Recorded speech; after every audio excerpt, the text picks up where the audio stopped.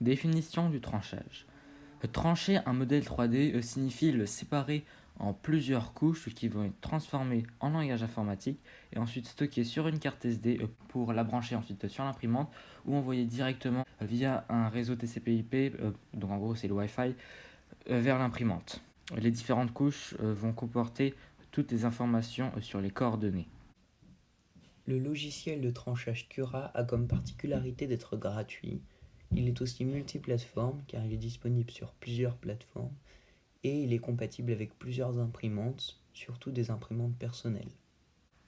Le logiciel Slicer est un logiciel de tranchage multiplateforme qui va estimer le temps nécessaire à l'impression du modèle 3D.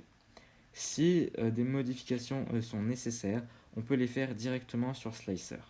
Simplify 3D est un logiciel d'impression 3D qui nous propose de nombreuses options de configuration afin de pouvoir paramétrer nos impressions 3D à souhait.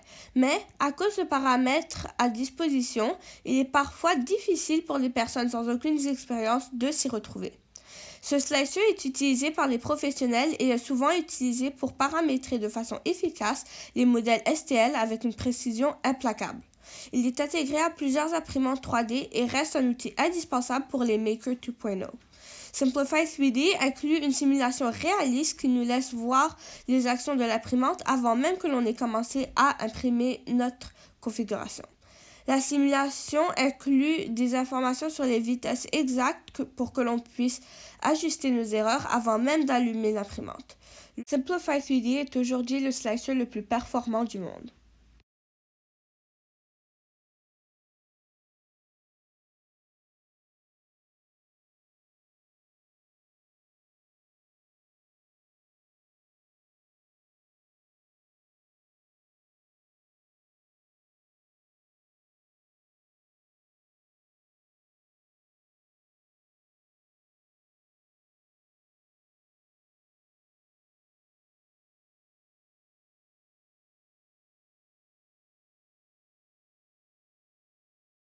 Netfab. Netfab est un logiciel de tranchage qui appartient à Autodesk.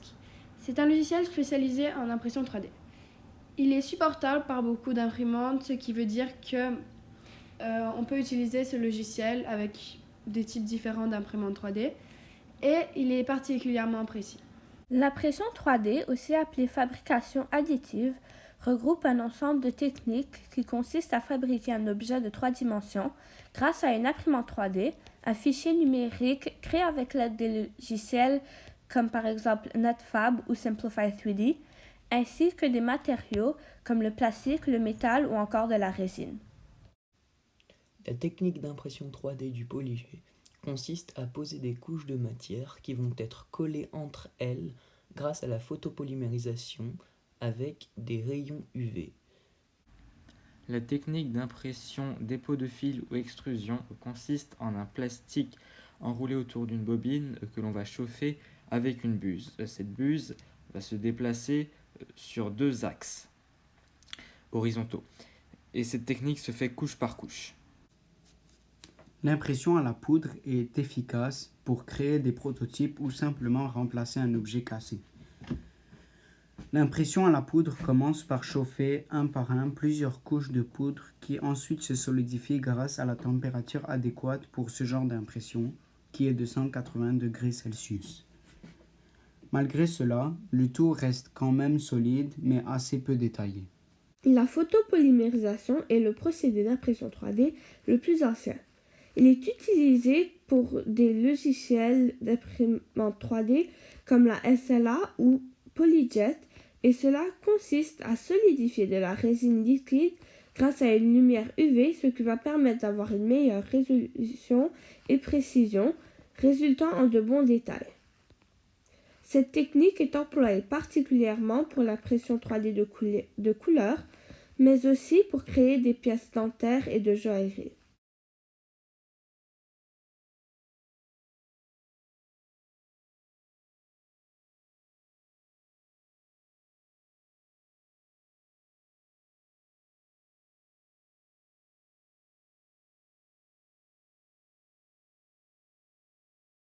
Imprimante 3D SLS, donc frittage sélectif par laser. Le frittage, c'est quand on chauffe quelque chose, mais pas assez pour qu'il fonde. Donc, ça fait le frittage d'un matériau en poudre et ça l'applique couche par couche.